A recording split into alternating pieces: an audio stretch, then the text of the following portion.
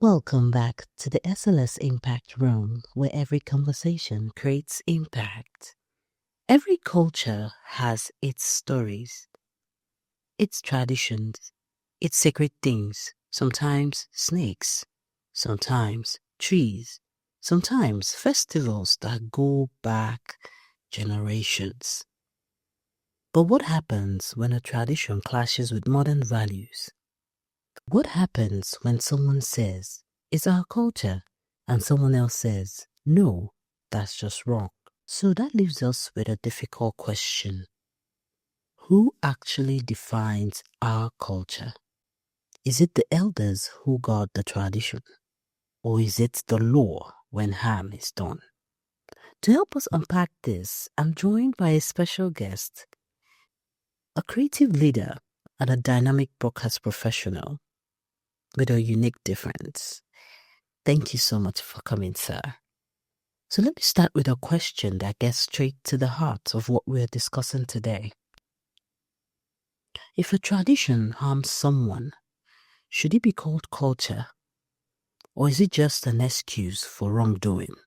Uche Gabriel is my name. I am a broadcast journalist and, of course, the general manager of Solid 100.9 FM right here in the coal city, Enugu, 2024 Radio Manager of the Year, and the author of the book Cricket. Sadly and regrettably, we have a lot of culture and traditions that are hurting people in Nigeria and other parts of Africa.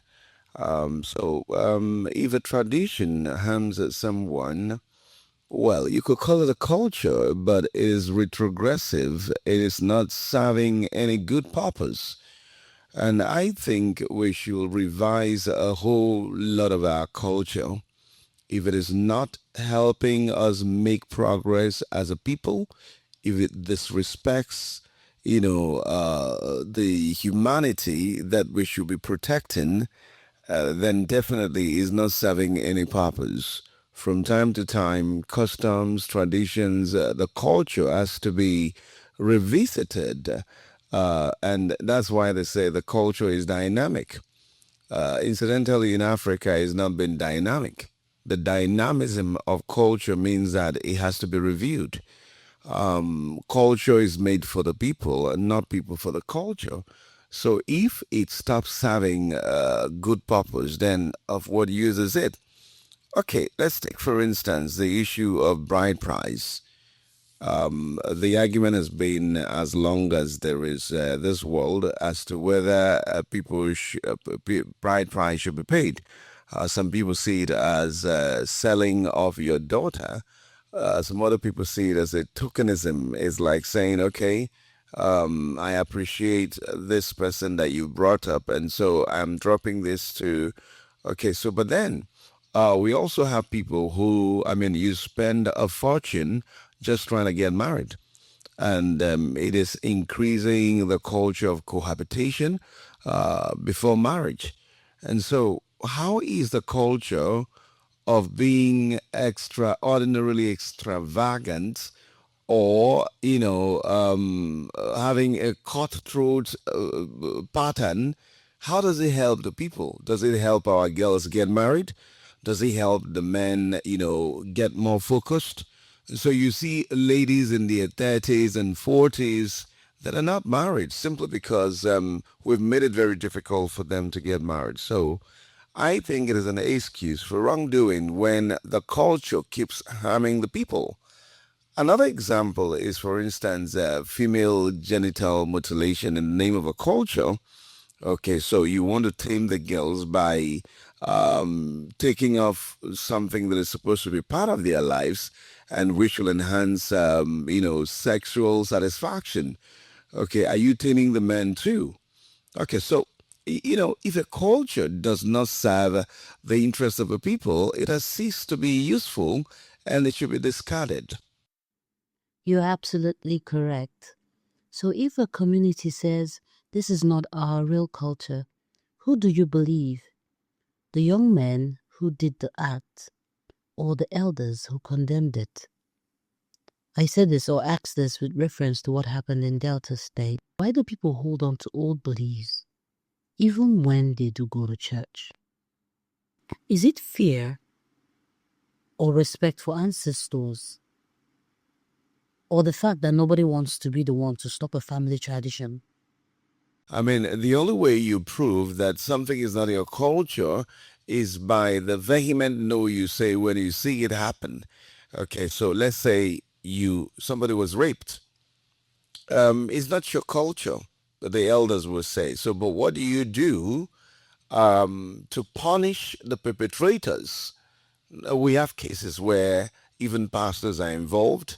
And so you see the dilly-dallying in the presentation of the case. You also see sometimes, families trying to shield the perpetrator of this kind of dastard act. Okay, so at the end of the day, we see even traditional rulers trying to shield, someone who has done something that should be punished. Okay, so what kind of reward system do we have? Because the truth of the matter is that if you say you don't have this as a culture, it means you have to also punish those who tore that part. So it's not enough to say it's not our culture. What are we doing to stop people from doing it? And when Africa, when Nigeria, when Igbo people were very serious about their culture, they will banish people who do certain things. And that is a way of frowning at that incidence. Okay, so if a young man does something and then the elders, all that the elders could do is just to say it's not our culture, then the elders have also become irresponsible.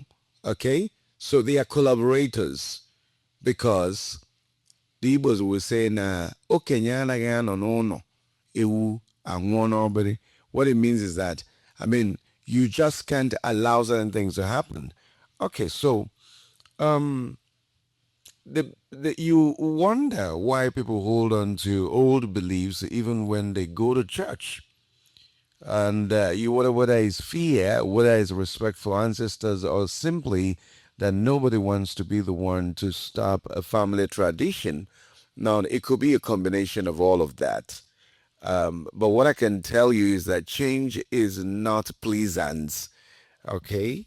Moving away from something you've believed all your life is not easy. And one would have expected that Christians, those who subscribe to biblical principles, will radically move away from, what they have always believed. But you see, that's why somewhere in the Bible, in Romans 12, verse 2, it says, be ye transformed by the renewing of your mind. That is to say that getting born again or subscribing to church does not automatically change you. Okay? Some are not even conscious that should happen. Okay? So it's important that we have this conversation. And I like the fact that we're having this conversation. You see people who go to church, but they still believe in the Osu caste system, which I think is ridiculous. Okay, so because you can't, be accepted in the brotherhood of Christianity and still be sustaining such old, terrible beliefs. The belief says that you're superior to someone. The behavior says that we are better, and it's ridiculous because the way they practice this, you see that the people they are discriminating against are even making progress more than they are making. Okay, so, but that's a case in point. Why do Christians who are supposed to know better, and it's not a new problem, it has always been there. The Jews feel superior to the Gentiles, okay, and but I think there should be a balance here. Nobody is superior to anybody. Nobody is inferior to anybody. If you ask an average African, he feels inferior to the white man. Okay, and I think we need to begin to correct that, but much more among us. So There are racial discrimination. There are also ethnic discrimination. There are people who believe that because they are Igbos, they are superior to other tribes. Maybe a Yoruba man feels is better than an Hausa man, okay, or an Hausa man feels is better, or a Christian feels is superior to a Muslim, and it's terrible that we sustain these beliefs. It's ridiculous. So the balance is to know that nobody is better than anybody. No religion is better than the other. No ethnicity is better than the other. Because in all of the ethnicities and in all of the races, you have very intelligent people, well-rounded people, symmetrical people, people whose view about life is sound. Okay? I am not for the erasure of what makes us a people. Okay? But then, you see, a lot of people find it difficult to distinguish between culture and being fetish, culture and being demonic. Culture is the totality of the way of life of a people, and it doesn't necessarily mean that you subscribe to, fetish practices. It simply means that you understand that you have an origin, you are from a place, your people believe this and this, they practice these and this, and the people have, a worldview about anything. They have a worldview about women, they have a worldview about birth, they have a worldview about death, they have a worldview about every aspect of life. So, if I'm Igbo, for instance, there's Igbo cosmology, there's what we believe, and then do I know what we believe? So, if we had a practice, for instance, let's say in Nsukka they have the Oriokba, masquerade. I mean, growing up in Nsukka, okay, it has not really been like maybe fun, but it was fun to a large extent. It wasn't as destructive as it is. In recent times, we've seen the masquerade, target people. So when a young man chases a woman and she's not bulging, she goes to wear a masquerade and targets her, and that's not what it should be. In my place, we have Ekbe, Ekpuku. And so when it's time for Ekpuku, people come to the village square and they watch it. Okay, so custodians of our culture must do constant review. If it is going out of hand, you don't keep quiet. You do something so that you can preserve the culture and so that it does not get eroded with all of the things that young people will want to infuse into it. And I think the earlier we do that, the better. Especially considering the fact, of what happened in Delta State recently. So we just need to do something. Otherwise, our culture will go with these practices. The moment people begin to frown, it's just like Christianity, because Christians allowed a lot of infusion that has, watered down the efficacy of Christianity. We allowed it. And so now, even though we still have real Christians, we have people who subscribe to the Bible as it's supposed to be, it has reduced. And so, because of the presence of the fake, it's difficult to even believe the original. So, because what it does is that it builds up a bias, a resentment, and but I've seen very good people. I've seen good cultural ambassadors. There are people who live in the village. The last thing they want to do is to tell a lie about, about anything. So if you want someone to say the truth, you go looking for them. They may not subscribe to Christianity, but they know what's up.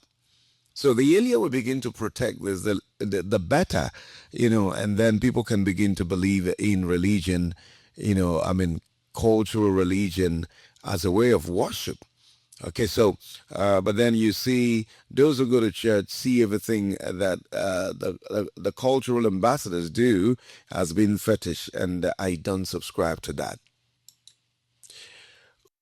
Wow, a big thank you to you, Mr. Umar Uche. Thank you so much for coming. I really appreciate. Thank you for your wonderful answers. They're so brilliant and straight to the point. Thank you so much for the powerful conversation. I am Rita Iberi Ayel, and this has been the SLS Impact Room. Keep asking, keep shaping the culture, and stay impactful as always.